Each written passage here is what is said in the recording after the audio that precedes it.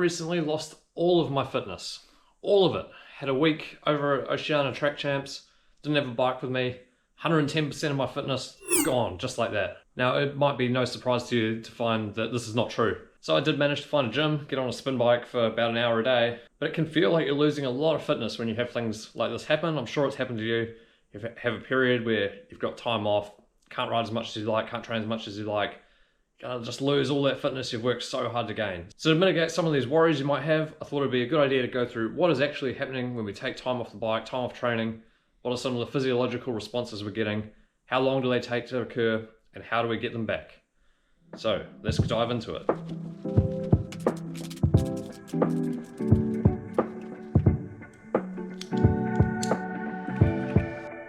New Ready Project glasses and helmet for the season, and just in here, it's the New Year's team bike, but that'll be for another day's video. Still got a few things just to get it sorted and build it up.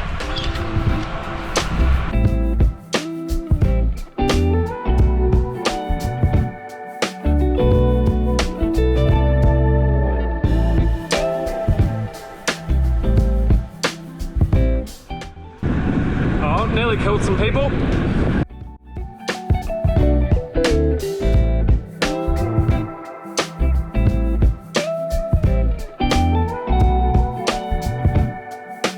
First thing you're going to lose is blood plasma or blood plasma volume. Now this is going to occur really quickly, like you might have upwards of 10% loss in this within like first few days. So what's this going to do? It's going to reduce cardiovascular efficiency, things like stroke volume will decrease, essentially how much oxygen your heart can be pumping out through the blood with each beat, things like that. Blood's going to be a bit thicker, a bit harder to pump, things like that. Now this is not great for aerobic performance, as you might have guessed, but the good news is it goes really quickly, comes back really quickly. So what can you do to actually get this back really quickly? Number one thing, simply ride the bike. Just doing some activity, that's all you need to do. Just get back to some basic training volume. Doesn't need to be hard, just endurance. If you want to get real fancy, you can add some heat in, sort of that'll help a little bit, but it depends if it's really worthwhile, depends why you had time off. Just ride the bike, you'll get that back really fast. Now on to the next one.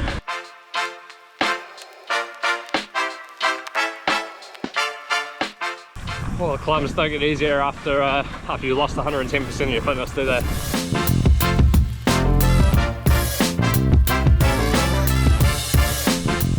So one of the next things to go is mitochondrial function and mitochondrial density. So let's say you took 2 weeks off, you could see about a 40% decrease in things like citrate synthase, which is basically an enzyme involved in these things. So mitochondrial function is essentially how well the mitochondria are working. Mitochondrial density is how many you have or how dense they are, how tightly packed they are. Now all training will impact all things, but within reason, function is determined by sort of higher intensity training, things like this, and density is often determined by just training volume, as a very simplified way of speaking. You want to improve both these things.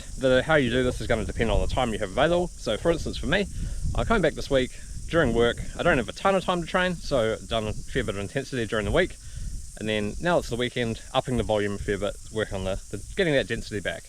Now again, this will come back pretty quickly, especially in my case. I had 1 week off and I still did 6 hours of riding. Not nothing. You'll actually be surprised how much you can maintain by just doing a little bit of work. And stick around till the end of these physiology tips, and I'll give you a practical example of how you can really actually make the most of your time off if you know that time off is coming. So on to the third thing, and that combines the factors we've talked about in the first and second things just there.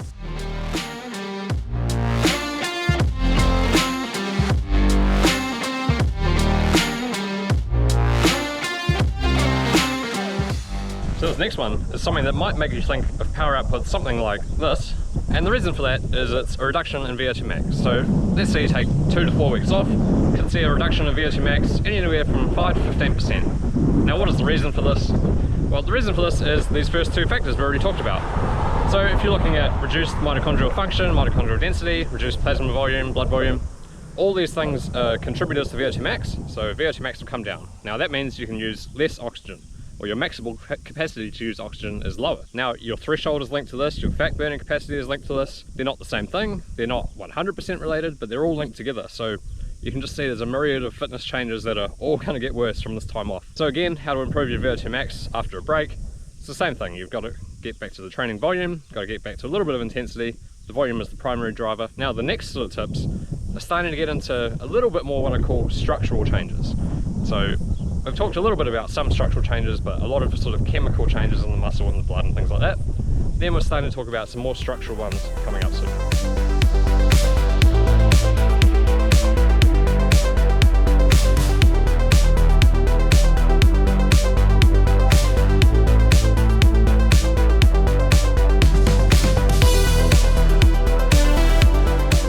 If you're enjoying these tips, learning more about the actual physiology of these fitness decreases and how to get them back rather than just, oh, I lost fitness and I better get training, check out a few of the links in the description to learn more about these, and please consider liking this video, it helps a lot.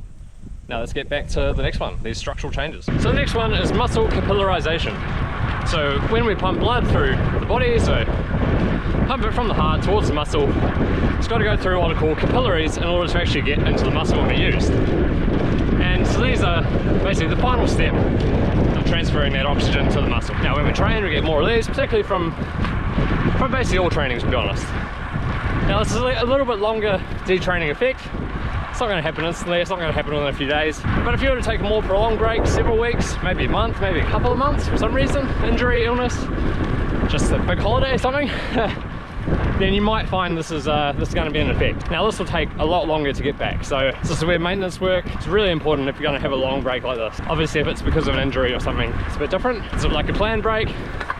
If you just do something, it doesn't matter if it's not cycling, just like could be walking, could be swimming, just trying to keep somewhat active will really limit your losses here, because these structural changes can be a lot harder to get back. But of course they're a lot harder to lose too, so if you got a week off the bike or something, if you have these long-term adaptations you don't really need to worry about. And this is why, in general, you keep building year on year as a cyclist or as an athlete, because you keep improving these adaptations. As long as you don't completely stop, they're quite hard to lose. So yeah, in general, you just keep improving.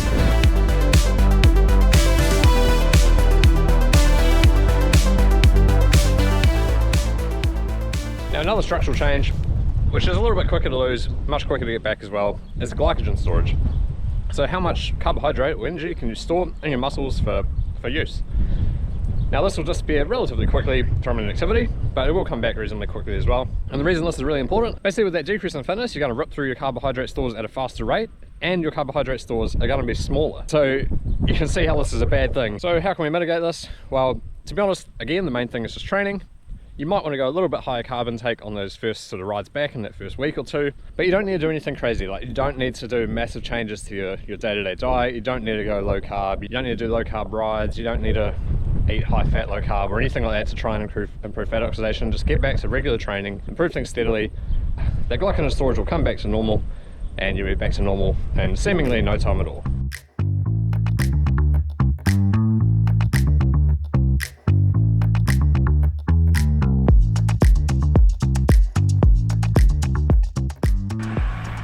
So you might have heard the saying, it's like riding a bike, you don't forget. Now this is actually somewhat true. The research isn't super clear, but it looks like basically over the course of your riding career, you'll improve your exercise economy or cycling economy. This is just how much energy, or oxygen rather, that it takes you in order to produce a certain amount of power. So if we can produce more energy for less oxygen, we're more economical, more efficient. Now so this tends to link to basically how much riding you do, more riding being better within reason, and it doesn't disappear very quickly either. So this is probably part of the reason you see guys like ex-pros and stuff able to jump back on. They're pretty good pretty quickly. Now obviously they've probably also got some natural talent that helps as well. Now you do forget to ride a bike in terms of economy. It will, basically your exercise economy will decrease if you take a long time off, months and months off. Something you don't need to worry too much about as long as your break isn't several months, years, things like that. So this is something you can build over the really long term, and yeah, you'll just get better and better the more you ride over years and years of training.